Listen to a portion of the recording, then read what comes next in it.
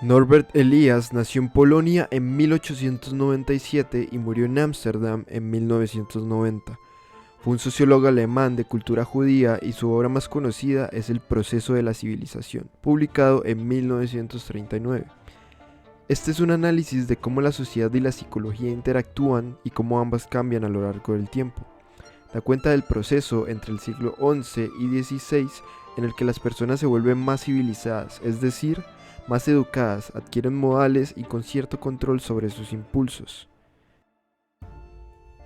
Autores como Max Weber, Sigmund Freud y Karl Marx fueron grandes influencias para Elias y la base sobre la cual intenta elaborar una comprensión bastante amplia de la sociedad desde un análisis que involucra la sociología, la psicología, la historia, la cultura e incluso la economía. En este video nos adentraremos en su ensayo La civilización de los padres, en el que se plantea que las relaciones entre padres e hijos han venido transformándose a lo largo de la historia desde unas relaciones autoritarias y verticales hacia unas más igualitarias y horizontales. En su tesis principal, Elias afirma que a lo largo del siglo XX se ha acelerado un cambio en la relación entre padres e hijos cuyos rastros pueden seguirse en retrospectiva hasta la temprana Edad Media. Es por esto que intenta explicar el proceso histórico en el que se genera este cambio y retoma la obra de Philippe Ariès, El descubrimiento de la infancia, en la que se plantea que la infancia no existía en el imaginario de las personas hasta entre el siglo XIV y XVI, pues antes los niños eran simplemente considerados como pequeños hombrecitos, no como niños.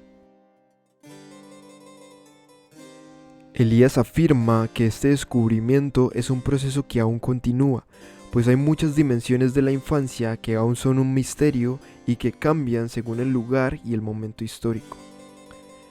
Esto se complica aún más en nuestras complejas sociedades contemporáneas, pues a través de lo que él llama un proceso civilizador individual, se busca integrar a los niños en la sociedad para que estos se conviertan en adultos sin perder la alegría y el goce propios de la infancia. Ahora los niños deben vivir su propia vida, distinta al mundo de los adultos, pero en interdependencia con ellos, pues no pueden ser completamente autónomos. Afirma que los niños no son adultos pequeños, se van haciendo adultos mediante el proceso civilizador que puede variar según el estado de desarrollo de cada sociedad en particular. Elias plantea que el comportamiento entre padres e hijos en sus relaciones es de tipo social. No depende de los roles ni características individuales, sino de cánones sociales predefinidos o, como él les llama, prescripciones normativas. Por lo tanto, no se puede entender este proceso únicamente analizando las relaciones entre padres e hijos. Se necesita revisar la transformación de estas relaciones a lo largo de la historia.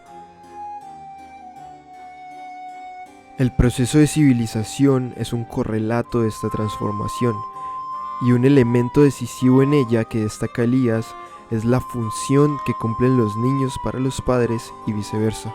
Han existido condiciones sociales en que resulta ventajoso para los padres tener muchos hijos, como en sociedades rurales donde podían representar mano de obra productiva para la familia, mientras que en otras, especialmente en las sociedades urbanas e industriales, aunque no solo en ellas, las familias frecuentemente ya no saben qué hacer con más y más hijos. En la actualidad existe el ideal de que los padres sienten amor y afecto naturalmente hacia sus hijos y que éste perdura toda la vida. En este caso se asume un deber ser social como algo real y naturalmente dado, cuando en realidad, históricamente, Elias nos plantea que no siempre ha sido así. Desde épocas más tempranas hasta bien entrando al siglo XVIII se encuentran por doquier métodos corrientes para matar niños. La sensibilidad de las personas de la antigüedad era muy distinta de la actual, especialmente en lo que se refiere al uso de la violencia física. El trato violento entre las personas era habitual, estaban condicionadas para ello y nadie se le ocurría que los niños requerían un trato especial. Era a partir de ciertas variables como su sexo, si tenían enfermedades, su tono de voz al llorar, el orden de su nacimiento, entre otras, que se elegían qué niños merecían vivir y cuáles debían ser sacrificados. Según Elías, las oportunidades de poder son más recíprocas en nuestras sociedades.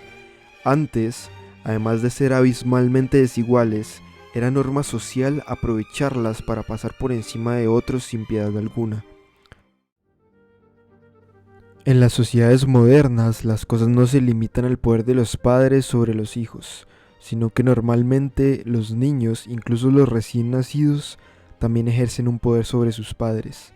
Ahora ellos cumplen una función, pues con la aparición de los métodos anticonceptivos su llegada es más una elección que un evento inesperado.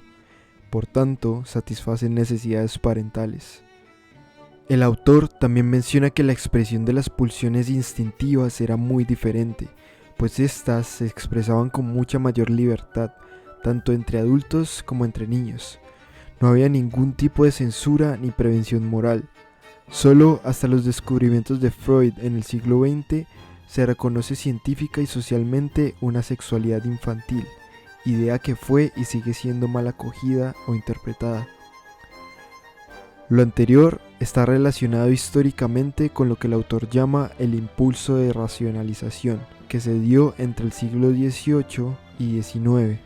Este relega la vida sexual a lo privado, un trato hacia adentro que impone la autocoacción, es decir, que las personas se regulen a sí mismas desde la privacidad de sus propios hogares. Aparece el pudor frente a la sexualidad adulta y este genera una visión idealizada de los niños como seres angelicales, libres de pecado e inocentes. Pero los padres se sentían muy confundidos y frustrados porque en realidad los niños no cumplían con este ideal. Y tal vez esta fue la razón por la que los castigos y las medidas para disciplinar a los niños en ese periodo resultaron particularmente severos. Su verdadera naturaleza no era para nada angelical. Como lo planteaba Freud, era casi animal, apasionada y salvaje.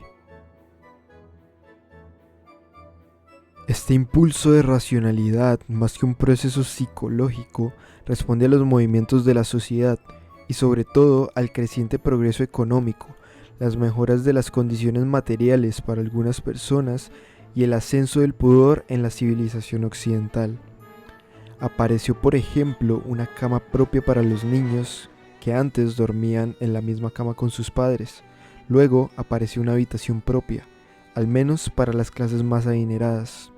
También aparecen los baños y la necesidad de esconder u ocultar las necesidades básicas de otras personas, incluyendo entre los miembros de la propia familia.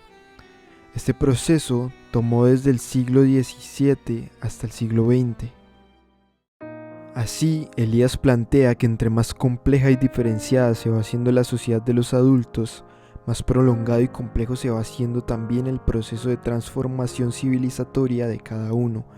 Es por esto que se requiere de un proceso de aprendizaje de muchos años en el que los niños desarrollen su capacidad de autocontrol y de regulación de sus pulsiones, para así cumplir con las funciones que las sociedades modernas les demandan como adultos. Es a partir de las generaciones de los jóvenes de los periodos de posguerra, especialmente haciendo uso de nuevos conocimientos técnicos y científicos, que surgen grupos intelectuales que se empiezan a cuestionar los exagerados tabús victorianos, las relaciones de dominación y la exagerada restricción de la sexualidad, entre otras cosas. Es en este proceso de transformación social que comienzan a aparecer instituciones como el Estado, la escuela, la iglesia, entre otras, fuera de la familia, que comienzan a apropiarse de funciones que antes le correspondían únicamente a los padres. Es así como los padres comienzan a perder sus funciones y también comienzan a perder autoridad. Así comienza un proceso que Elías determina como informalización de las relaciones entre padres e hijos, que deriva en lo que se conoce como la democratización de la familia, es decir, en relaciones más horizontales, donde los hijos tienen una voz, refutan las ideas de sus padres y hacen parte de las decisiones del hogar. Uno de los cambios más notables en este proceso es la renuncia cada vez más extendida de la violencia física como forma de disciplinar a los niños. Este cambio está respaldado mediante legislaciones estatales y por la creciente sensibilidad ante la violencia física que tienen ahora las personas. Esta educación libre de violencia, además de generar consecuencias en la estructura de la personalidad de los seres humanos en crecimiento, exige de cada persona un mayor grado de autocontrol nunca antes visto. Para concluir con este ensayo, Elías nos recuerda que la estructura de la familia y las relaciones que se dan en ella no pueden verse jamás de manera aislada, sino que éstas responden a los cambios que experimenta la sociedad de la cual forman parte. Así, muchos de los problemas que hoy tienen las familias no son cuestiones íntimas y particulares, sino que responden en realidad a problemas sociales que no pueden resolverse a menos de que ampliemos nuestra mirada fuera de los espacios privados y adquiriendo conciencia sobre nuestro pasado.